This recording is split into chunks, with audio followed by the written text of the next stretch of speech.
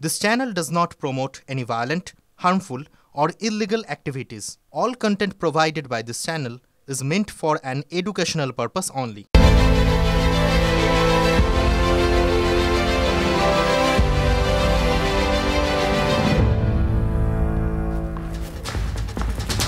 নমস্কার, রাত ৮টায় ঠোটকাটা ১ ঘন্টা। আপনিও জানেন, আপনার কথা আমার মুখে। তরঙ্গ মেলায় যায়, তরঙ্গ উঠে, এ ঢেউ আরো উথাল পাথাল, সময়ের সঙ্গে সঙ্গে মিলিয়ে যাওয়ারই নয়। এ তো আন্দোলনের ঢেউ। তিলোত্তমার বিচার চেয়ে পথে আজও কত শত লোক। দেখুন একে একে।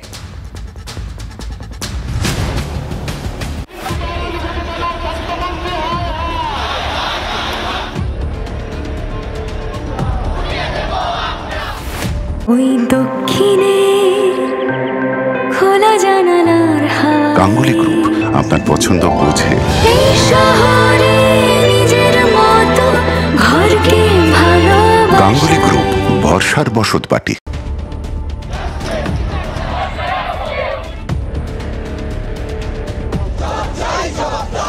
আমরা ১ ঘন্টা তাদের সময় দেব। যদি তারা ১ ঘন্টার মধ্যে আমাদের এই দাবি না মেটাতে পারে, তাহলে আমাদের এই আন্দোলন আরো বৃহত্তর আন্দোলনের দিকে আমরা নিয়ে যাব।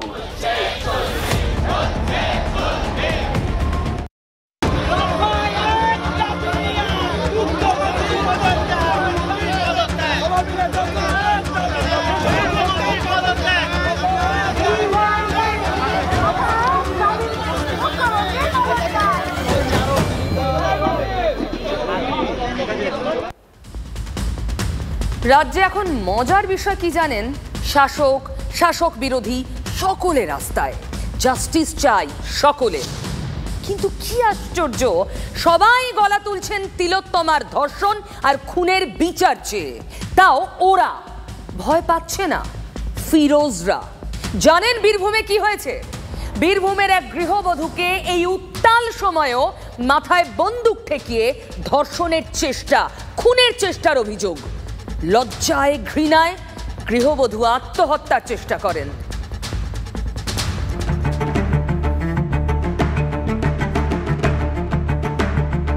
আমার সাথে জোর জবরদস্তি করে আমাকে ধর্ষণ করার চেষ্টা করে। আর আমার স্ত্রী হওয়ার কারণে ধিৎকারে বিষ খেতে চেয়েছিল।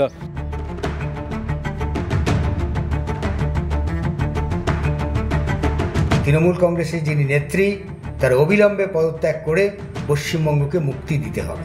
12 ঘন্টার মধ্যে আসামিকে গ্রেপ্তার করে জেলে না পুরলে এর বৃহত্তর আন্দোলন হবে। জেলে পোড়া বিদ্রোহ আন্দোলন হচ্ছে তো, তাও কি করে সম্ভব? এই ঢেউয়ের অভিঘাত কি ওই পর্যন্ত পৌঁছয় না? যদি এই রোগ না সারে, তাহলে জাস্টিস প্রতিষ্ঠিত হবে কি করে? আচ্ছা, একটা তথ্য পেয়েছেন, এই বাজারে সিভিক ভলান্টিয়ারদের বোনাস 13% বাড়িয়ে দিয়েছেন নবান্ন। বিজ্ঞপ্তি জারি করা হয়েছে, নবান্নের বিজ্ঞপ্তির ছবি দেখছেন। তিলোত্তমা কাণ্ডে একমাত্র ধৃত এখনো অবধি ধর্ষণ আর খুনের অভিযোগে সঞ্জয়, সেও তো সিভিক ভলান্টিয়ার। রাতেই আজ আরজি করে হাসপাতালে ঢুকতে পারে সিআইএসএফ। পদস্থ কর্তারা সিআইএসএফ এর বারবার সকাল বিকেল সন্ধে তারা ঘুরছেন, পরিদর্শন করছেন গোটা হাসপাতাল চত্বর। সঙ্গে সঙ্গে বিজেপির দিলীপ ঘোষ চেনা ছকে ফেলে দিলেন বাংলার রাজনীতিকে। দাবি তুললেন, শুধু হাসপাতাল কেন, গোটা রাজ্যে নয় কেন। এখান থেকেই শুরু করব আজকের ঠোঁটকাটা। গতকাল সুপ্রিম কোর্টের প্রধান বিচারপতির বেঞ্চের রায় রাম ধাক্কা খেয়েছে রাজ্যের সরকার। লজ্জায় ফেলে দিয়েছে অত্যন্ত দক্ষ বাহিনী হিসেবে পরিচিত কলকাতা পুলিশকে। আরজি করে নিরাপত্তার দায়িত্ব সিআইএসএফ এর হাতে দেওয়ার নির্দেশ দেয় সুপ্রিম কোর্ট। আজই তৎপরতা শুরু হয়ে যায় সিআইএসএফ এর। ডিআইজি সিআইএসএফ কে প্রতাপ সিং এর নেতৃত্বে একটি দল আরজি করে যায়। হাসপাতাল ঘুরে দেখে, বৈঠক করেন লালবাজারে, আবার আরজি করে যান। সেই ছবি দেখাবো। এর মধ্যেই কলকাতায় চলে এসেছেন সিআইএসএফ এর এডিজি, অর্থাৎ সিআইএসএফ প্রস্তুত শেষ পর্যায়ে।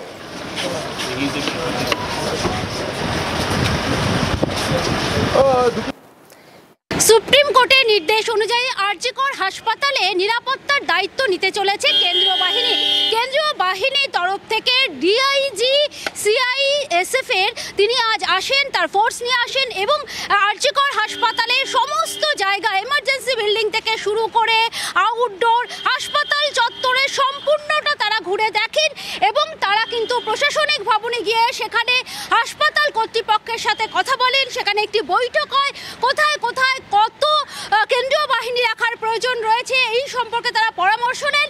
মানে কোন দুরবস্থায় পড়েছে বাংলার চিকিৎসা ব্যবস্থা, স্বাস্থ্য ব্যবস্থা, যে হাসপাতালে পাহারা দিতে আসছে কেন্দ্রীয় বাহিনী। একটা কমন গাইডলাইন হোক যে শুধু পশ্চিমবঙ্গের ক্ষেত্রে কোথাও কোনো বিচ্ছিন্ন কোনো ঘটনা ঘটলে সেখানে কেন্দ্রীয় বাহিনী যাবে, আর বিজেপি শাসিত রাজ্যগুলোতে কোনো ঘটনা ঘটলেও সেগুলো বিজেপির পুলিশের হাতে থাকবে। এই বৈষম্যটা কি করে হতে পারে? এই দাবিটা এতদূর যাবে যে কালীঘাটেও সিআইএসএফ মোতায়েন করতে হবে। পুলিশের কারো ভরসা নেই। কালকে যদি কোনো পুলিশের বাড়িতে এই দুর্ঘটনা ঘটতো, তার বাড়ির লোকেও পুলিশকে না ডেকে সিবিআই ডাকতো আর সিআইএসএফ ডাকতো। তো যে সরকার, পুলিশ, মুখ্যমন্ত্রী, মন্ত্রী, তার উপরে কারো ভরসা নেই। সে সরকারটা আছে কেন? সেন্ট্রাল ফোর্স আর সেন্ট্রাল এজেন্সি যদি পশ্চিমবাংলা সব নিয়ন্ত্রণ করছে, তো সেন্ট্রাল গভর্নমেন্টও হাতে নিয়ে নেই। এটাই আমরা চাইছি, তাহলে সমাধান হবে। এই দেখুন, বিজেপির ঝোলা থেকে বেড়ালটা বেরিয়েই পড়লো। বেড়াল বলবেন নাকি হলুদ, সব রান্নায় লাগে। যা হয় তাতেই কেন্দ্রীয় এজেন্সি চাওয়া, কেন্দ্রের হস্তক্ষেপ চাওয়া রাজ্যের বিজেপি নেতাদের কার্যত অভ্যাসে পরিণত হয়েছে। সত্যি হাসপাতাল থেকে গোটা রাজ্যে ছড়িয়ে যেতে পারবে কেন্দ্রের নিয়ন্ত্রণ? সম্ভব নাকি সুযোগ পেয়ে আরো একবার পুরনো অস্ত্রে একটু শান দিয়ে নিলেন দিলীপ বাবু? যে সুর বেঁধে দিলেন দিলীপ ঘোষ, সেই সুরেই বাজলেন শুভেন্দু অধিকারী, সুকান্ত মজুমদার, শঙ্কর ঘোষরাও। এটা পশ্চিমবঙ্গে 355 সামিল। পুলিশ মন্ত্রী ফেল, কত লাজ লজ্জা নেই। সোমবারের মধ্যে পদত্যাগ করুন। সিপি নিজে বলছে যে 7,000 লোক এসে গেছে, আমরা জানতে পারিনি। তো অ্যাকসেপ্টেন্স যখন কলকাতা পুলিশ নিজে বলছে যে আর্মিতে আমরা সুরক্ষা দিতে পারবো না, আমরা পুলিশ ফোর্স দিতে পারবো না, তার মানে কি আপনারা স্বীকার করে নিচ্ছেন, পশ্চিমবঙ্গ সরকার স্বীকার করে নিচ্ছে যে law and order out of our control, আমাদের কন্ট্রোলের বাইরে চলে গেছে এবং ল অ্যান্ড অর্ডার আমরা মেনটেন করতে পারছি না।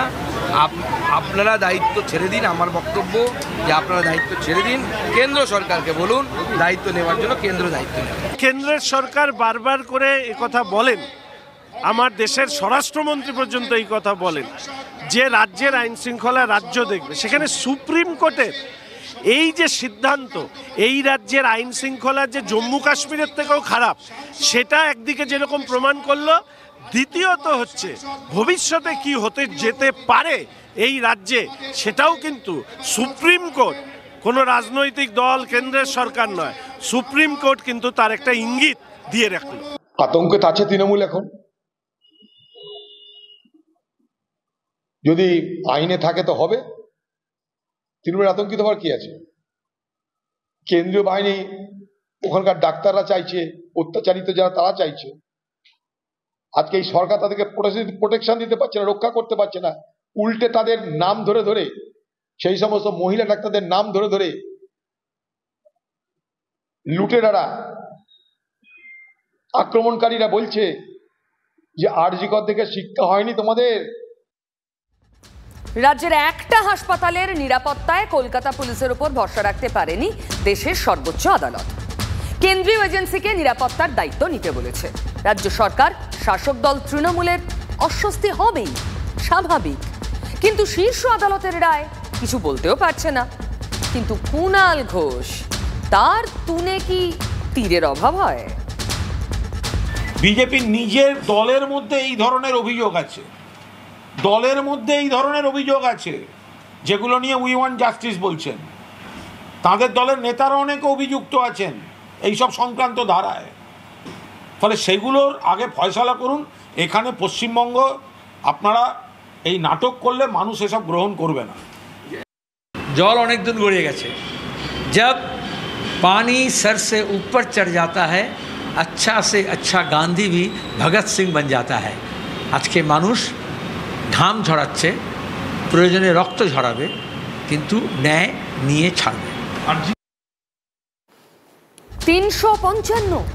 উদ্দেশ্যটা পরিষ্কার, আরজি কর কাণ্ডকে সামনে রেখে 1 পয়েন্ট এজেন্ডা ঠিক করে নিয়েছে বিজেপি। উই ওয়ান্ট জাস্টিসের থেকেও পদ্ম শিবির অনেক জোরালো ভাবে এখন কি বলছে, মুখ্যমন্ত্রীর পদত্যাগ চাই। দফা 1, দাবি 1, মুখ্যমন্ত্রীর পদত্যাগ।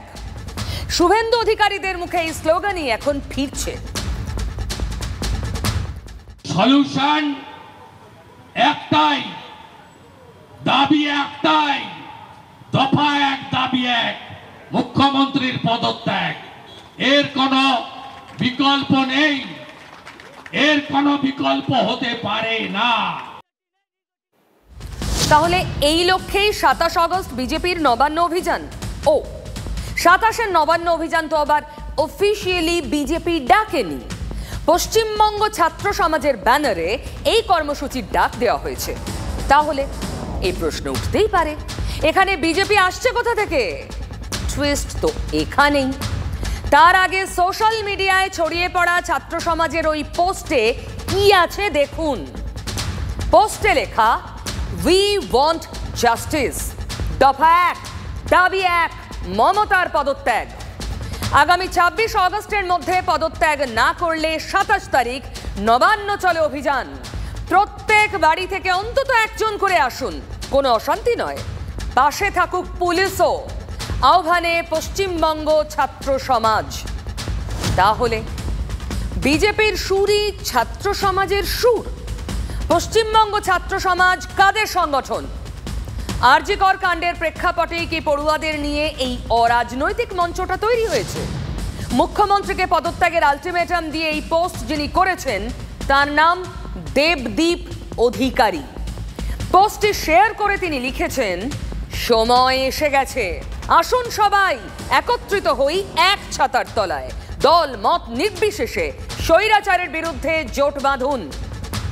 এই দেবদীপ অধিকারী কে? শোনা যাচ্ছে দেবদীপ রাজ্যের অতি গুরুত্বপূর্ণ বিজেপি নেতার নিকট আত্মীয়।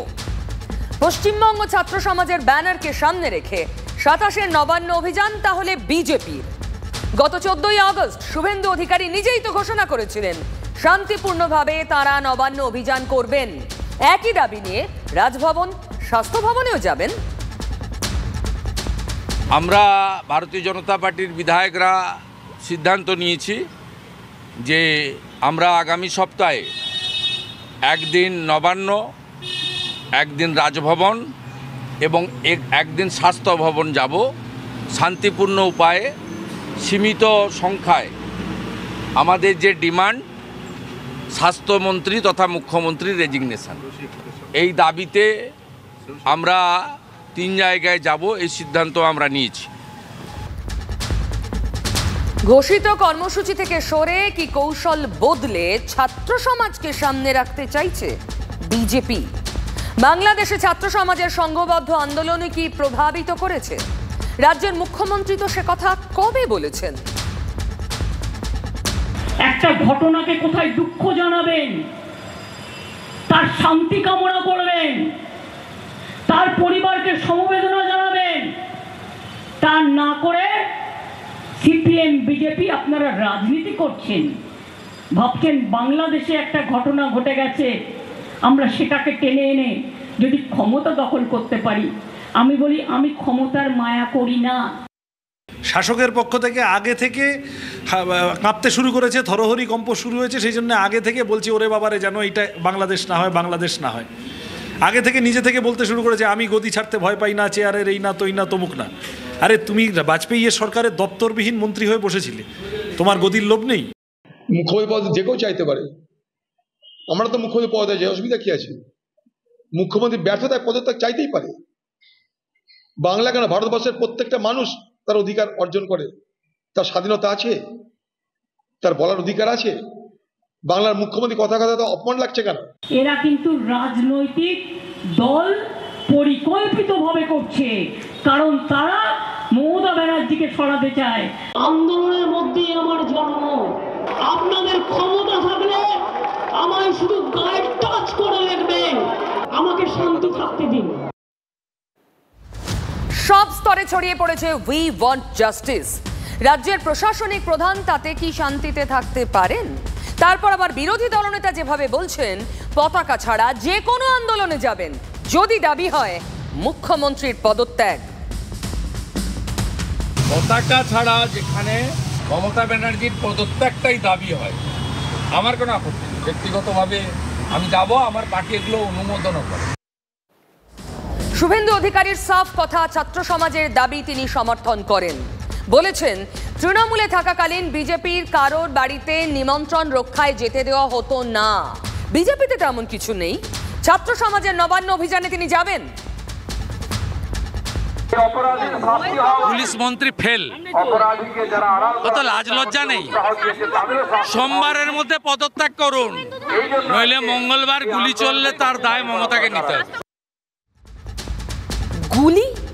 গুলি চালাবে কে?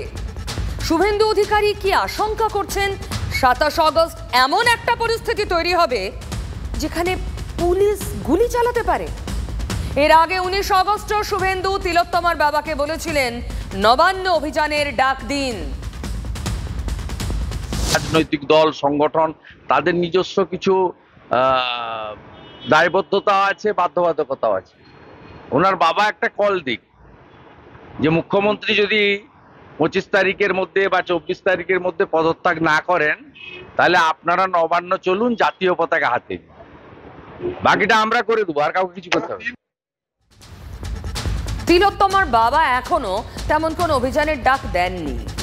সাড়া না পেয়েই কি ছাত্র সমাজের ব্যানারকে সামনে রাখা? তবে ঠোঁট কাটা তো প্রশ্নটা না করলেই নয়, বিজেপি নিজের ব্যানারে কেন এরকম একটা অভিযান করছে না? সমস্যা কোথায়? তো উন্নাও, হাথরাস, প্রয়াগরাজ শুধু ধর্ষণ খুন নয়, তার আত্মীয়দের খুন করে দেওয়া হয়েছিল বিচার চাইছিল বলে। তখন কি উত্তরপ্রদেশের মুখ্যমন্ত্রী পদত্যাগ করেছিলেন? গুজরাটে বিলকিসকে শুধু ধর্ষণ করা হয়নি, তার কন্যা থেকে শুরু করে তার বাড়ির লোকদের খুন করা হয়েছিল। তখন কি মুখ্যমন্ত্রী ইস্তফা দিয়েছিলেন, নাকি সেই খুনিদের জেল থেকে ফুলের মালা দিয়ে ছেড়ে দিয়েছিলেন? তারা সেই বিজেপি নেতারা ইস্তফার কথা বলছেন। সন্দীপ ঘোষ নাম তো সুনা হি হোগা।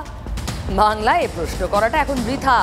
আরজি কর নিয়ে তোলপাড় চতুর্দিকে, সকলের অভিযোগের তীর এই সন্দীপ ঘোষের দিকে। তারও বিচার হোক, দাবি এটাই। অভিযোগ ভুরি ভুরি ভুললে চলবে? আপাতত তিনি নাকানি চোবানি খাচ্ছেন রোজ। সকালবেলা উঠে সিবিআই এর অফিস মানে সিজিও, আর মধ্যরাতে বাড়ি ফেরা।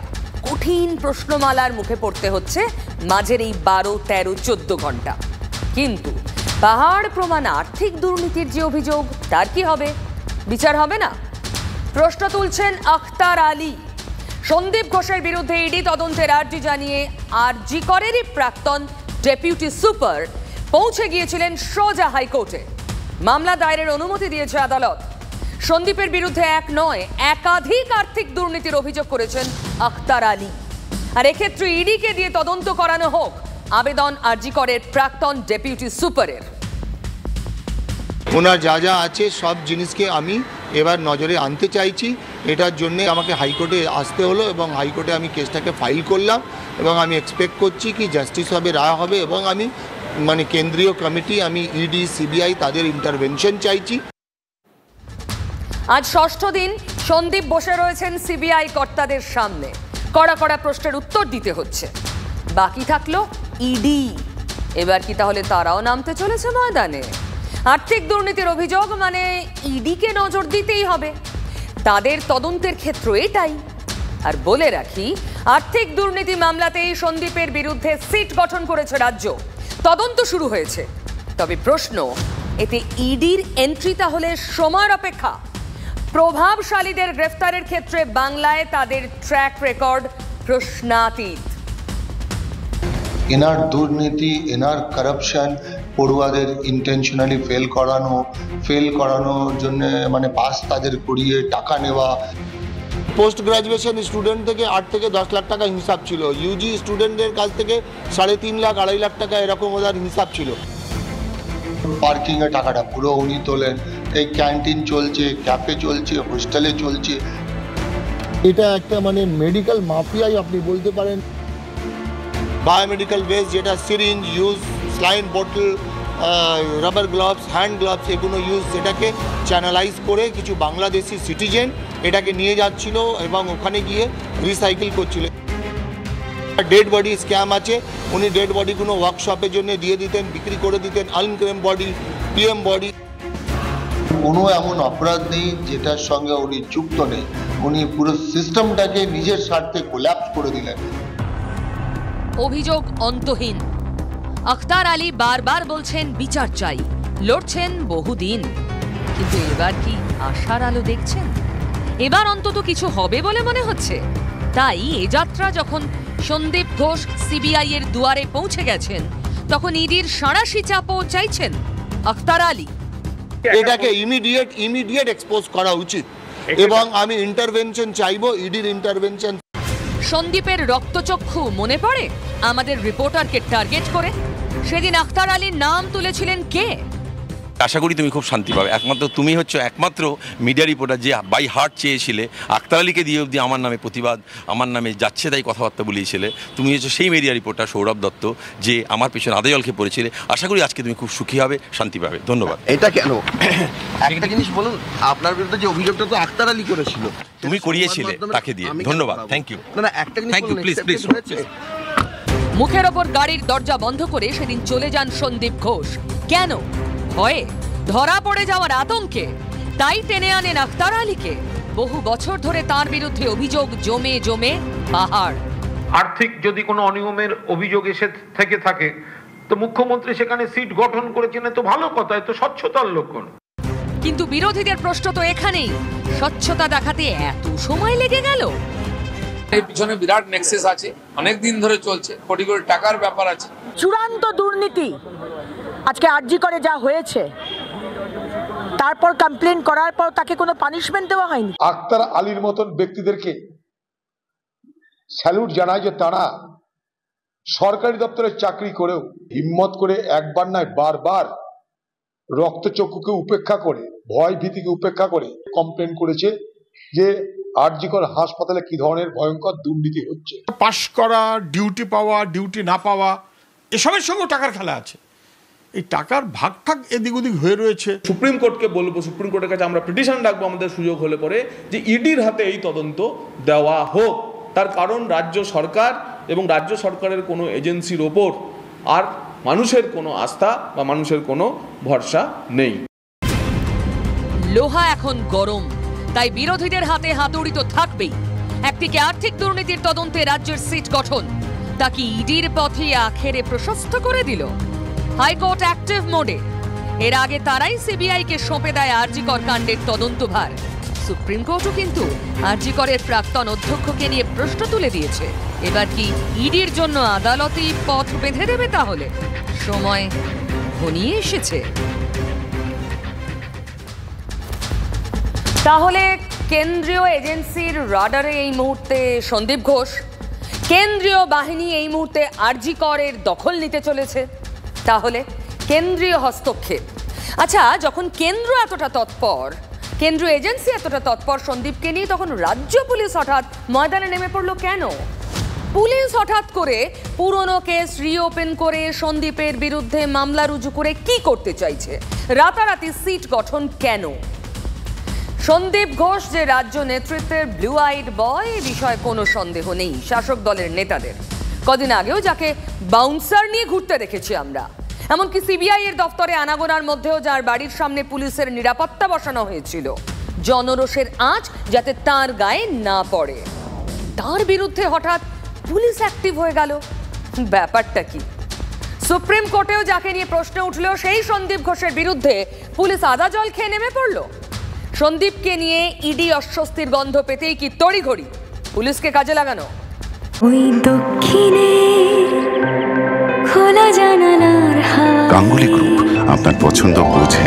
এই শহরে নিজের মতো ঘরকে ভালোবাসা। গাঙ্গুলি গ্রুপ, ভরসার বসত বাটি। কেন এর আগে ওনার বিরুদ্ধে দুর্নীতির অভিযোগ ওনার দপ্তর অব্দি পৌঁছানোর পরেও মুখ্যমন্ত্রী ব্যবস্থা নেয়নি? কেন তাকে এত খাতির, তার পিছনে রহস্য কি? তদন্ত করুক, সব বার হবে। ডাল মে তো কুছ কালা জরুর হ্যায়। তখন অনুব্রত মণ্ডলকে বাঁচানোর চেষ্টা হয়েছিল, আর এখন ঘোষকে বাঁচানোর চেষ্টা হচ্ছে, ডাক্তার ঘোষকে বাঁচানোর চেষ্টা হচ্ছে। সেই জন্য আমরা চাইছি যে প্রশাসনের মাথায় যিনি বসে আছেন মাননীয় মুখ্যমন্ত্রী, তার পদত্যাগটা খুব প্রয়োজন। স্বাস্থ্যমন্ত্রী হিসেবে, মুখ্যমন্ত্রী হিসেবে, স্বরাষ্ট্রমন্ত্রী হিসেবে আপনি পদত্যাগ করুন এবং আপনাকে ইন্টারোগেট করুক। আর বিরোধীরা যখন এত অভিযোগ করছে, কেষ্টমণ্ডলের ঘটনার সঙ্গে তুলনা করছে, শিব ঠাকুরকে আবার টেনে মাটিতে নামাচ্ছে, তখন কুণাল ঘোষ মুখে কুলু পাঠবেন? হতে পারে। ওকে ঘিরে বিতর্ক, সন্দীপ ঘোষ আরজি কর থেকে অপসারণের পর তড়িঘড়ি ন্যাশনালে নিযুক্ত হওয়া, এটাই মানুষ ভুল বুঝেছেন। মানুষের ধারণা হয়েছে যে তাদের আবেগের বিরুদ্ধে গিয়ে কিছু ধামাচাপা দেওয়ার চেষ্টা হচ্ছে। যে পাপটা তৃণমূল কংগ্রেসের ঘাড়ে আসে না, যে পাপটা মমতা বন্দ্যোপাধ্যায়ের ঘাড়ে আসে না, ওই সিদ্ধান্তটার জন্য আমাদের মানুষ ভুল বুঝেছেন।